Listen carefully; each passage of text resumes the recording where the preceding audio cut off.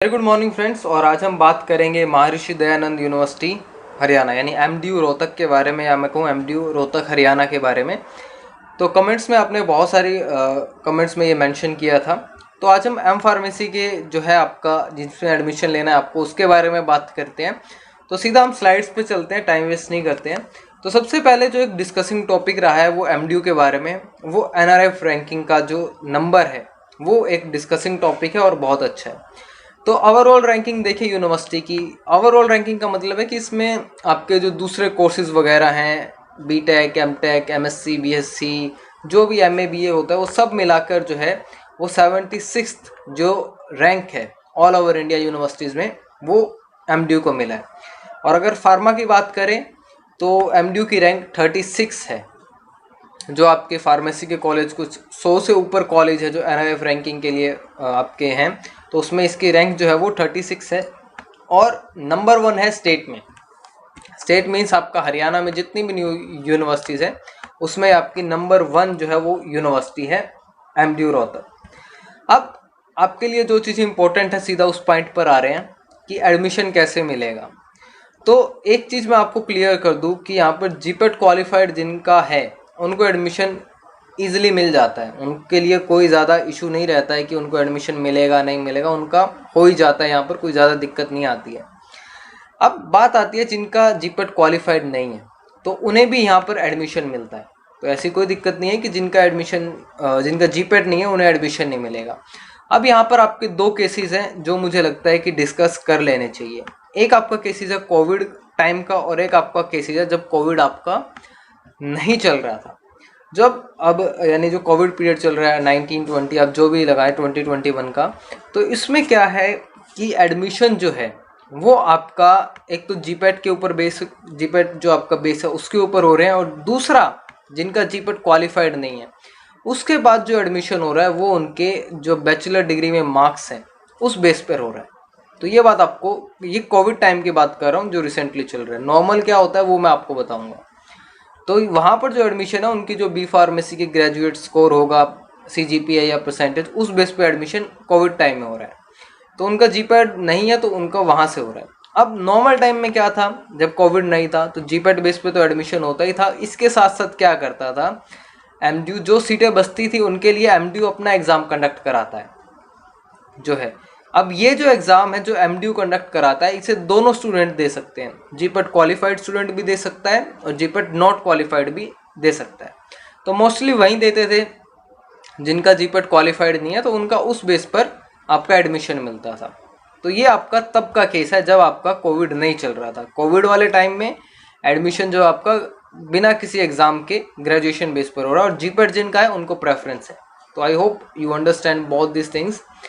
तो MDU also conducts इस exam to give admission in the M pharmacy. तो ये आपको समझ में आ गया होगा। जीपेट जिनका क्वालिफाइड है वो स्टूडेंट्स आपके हमेशा प्रेफर्ड रहते हैं, और उन्हें स्कॉलरशिप जो एआईसीटी देता है वो उन्हें मिलती है 12,400 रुपये की। अब यहाँ पर अगर हम बात देखें, कई बार होता है कि जीपेट स्टूडेंट्स भी बहुत यहाँ पर एक प्रेशर फील कर लेते हैं। तो यहाँ पर इतना जीपेट जिनका क्वालिफाइड है उन स्टूडेंट्स के बीच में यहाँ पर कभी ऐसा कंपटीशन देखा नहीं गया है कि दो जीपेट कैंडिडेट्स क्वालिफाइड कैंडिडेट्स हैं और उनके बीच में कभी सीट का पंगा फंसा हो। ऐसा कुछ नहीं होता है, इजीली एडमिशन हो जाता है। तो जीपेट क्वालिफाइड कैंडिडेट्स हैं, जो नहीं है उनमें थोड़ा सा हो सकता है, लेकिन वहाँ एडमिशन मिलता ही मिलता है। नॉन क्वालिफाइड को भी एडमिशन मिलता है, इसमें ऐसा कोई वो नहीं है। जैसे आईआईटी बीएचयू देखेंगे तो वहाँ नॉन जीपेट को तो वो एलिजिबल ही नहीं मानते हैं।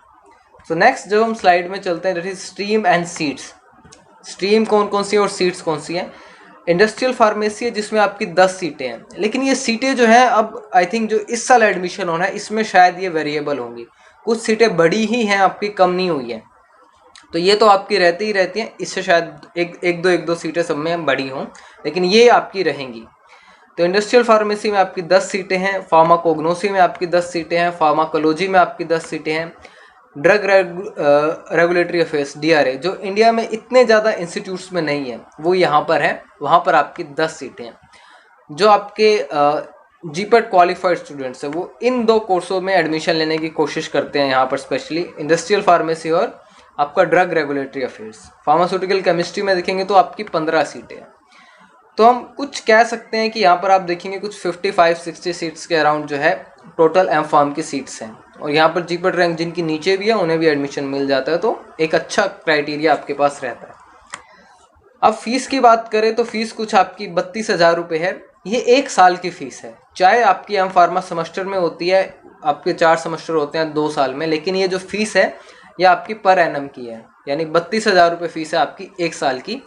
चाहे आप इनमें से कोई भी स्ट्रीम चुन लें, फीस आपकी उतनी रहनी है। 2,000 रुपये शायद जो है वो कुछ एग्ज़ाम फीस वगैरह लेते हैं बाद में, वो आपका अलग से है, लेकिन ये आपका कुछ 32,000 के अराउंड रहने वाला है जो एनुअल फीस है।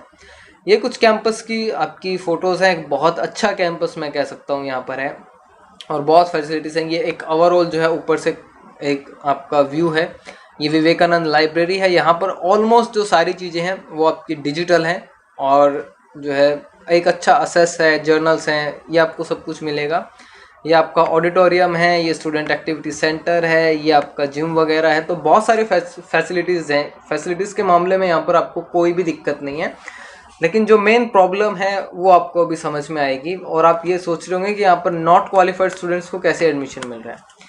तो बहुत कम प्लेसमेंट्स है यहाँ पर जो है फार्मा में। रेफरेंस बेस्ड प्लेसमेंट तो है कि आपको जो टीचर्स हैं यहाँ पर वो अच्छा उनका कम्युनिकेशन रहता है स्टूडेंट्स के साथ, तो रेफरेंस बेस्ड प्लेसमेंट तो है यहाँ पर, लेकिन वैसे जो आपकी कंपनीज आती हैं वैसी प्लेसमेंट की इतना यहाँ पर नहीं होता है। लेकिन इन्होंने इसके साथ साथ एक कुछ अल्टरनेट चीज़ें हैं जो बनाई हुई हैं, जो आपको एक अच्छे इंस्टीट्यूट की फील देते हैं और आपका जो है प्लेसमेंट वाली सोल्यूशन को एक सॉल्व करने की कोशिश करते हैं। तो फार्मा में ऐसा कोई कंपनीज नहीं आती हैं, ये बिटर ट्रूथ है लेकिन सच है। अब यूनिवर्सिटीज़ का अपना एक यहाँ पर जो है career counselling and placement cell है। अब यहाँ पर जो आपकी जॉब्स निकलती हैं या जो फेयर लगता है यहाँ पर, उसमें आप इंक्लूड हो सकते हो, वहाँ से आप जॉब ले सकते हो कि कैरियर काउंसलिंग और प्लेसमेंट सेल जो है वो पूरी यूनिवर्सिटी का है। वहाँ पर जो इंटरव्यूज़ के लिए कुछ आती हैं कंपनी दूसरे डिपार्टमेंट में, वहाँ पर आप बैठ सकते हो। कोई लाइफ साइंस की कंपनी आती है तो आप जा सकते हो, तो वैसा है, लेकिन प्रॉपर फार्मा का नहीं है। और यहाँ पर इसके साथ साथ आपको कोचिंग फैसिलिटीज़ जो है इंस्टीट्यूट ही प्रोवाइड करता है। कुछ 1,000-2,000 रुपये में आप किसी कम्पिटिटिव एग्ज़ाम के लिए, CSR है, ICMR है, DBT है, उनके लिए प्रिपेयर करना चाहते हैं तो यूनिवर्सिटी के अंदर ही आपको जो है ये कोचिंग फैसिलिटीज़ देते हैं। और ये बहुत इम्पॉर्टेंट है जिनको आगे अपना करियर आगे और पढ़ना है या अच्छा बनाना है, तो वो चीज़ यहाँ पर है, बहुत कम फीस में है। बाहर जहाँ आप ये देखेंगे कि आपको 50-60,000 में पड़ता है, यहाँ पर ये आपको 3-4,000 में या कुछ अब 2,000 रुपये तक में भी आपको ऐसी कोचिंग देते हैं। ये दो डिफरेंट इनसे आपके जो डिपार्टमेंट्स हैं उनके प्रोफेसर जो हैं वो क्लास लेते हैं। एक और जो इम्पोर्टेंट चीज़ है यहाँ पर, young centre for skill development. ये बहुत इंपॉर्टेंट है आपके लिए कि जो है आपकी स्किल डेवलपमेंट के लिए, ओवरऑल जो है आपके डेवलपमेंट के लिए ये जो सेंटर है ये यहाँ पर बहुत एक इम्पोर्टेंट रोल प्ले करता है। नेक्स्ट बात करें तो हॉस्टल्स की बात करें तो क्लीन एंड क्लियर हॉस्टल्स हैं, टॉयलेट्स बिल्कुल क्लियर हैं, आपके हॉस्टल्स के रूम जो हैं अच्छी तरह से फर्निश्ड हैं, क्लीन है, सिंगल रूम टाइप आपको हॉस्टल मिलता है, और एक अच्छा इंटरेक्शन भी रहता है टीचर और स्टूडेंट्स के बीच में।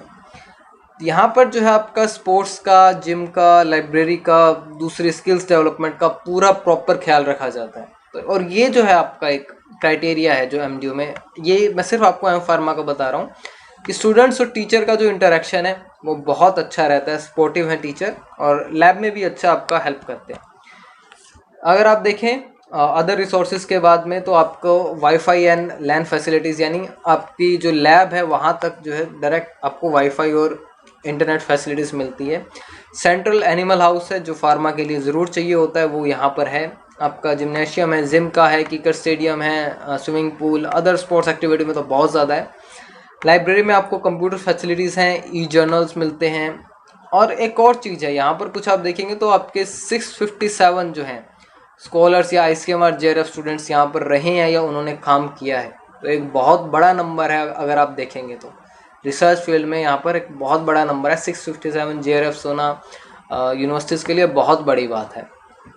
एक और चीज़ है यहाँ पर जो इम्पोर्टेंट है, जब आप थीसिस लिखते हैं तो आपको प्लेगरिज्म वगैरह चेक करने के लिए यूनिवर्सिटी से बाहर जाके पे करना पड़ता है, लेकिन यहाँ पर ऐसा कुछ नहीं है। ये आपको इंटरनल फैसिलिटीज़ सारी दी जाती है कि आपको किस तरह से प्लेगरिज्म चेक करना है, कहाँ जाना है, तो एक कैफेटेरिया भी आप कह सकते हैं कि यहाँ पर अच्छा है, जहाँ पर अगर आपका इंटरनेट वगैरह का काम होता है तो वो एक अच्छा आपका रैंकिंग बनाता है।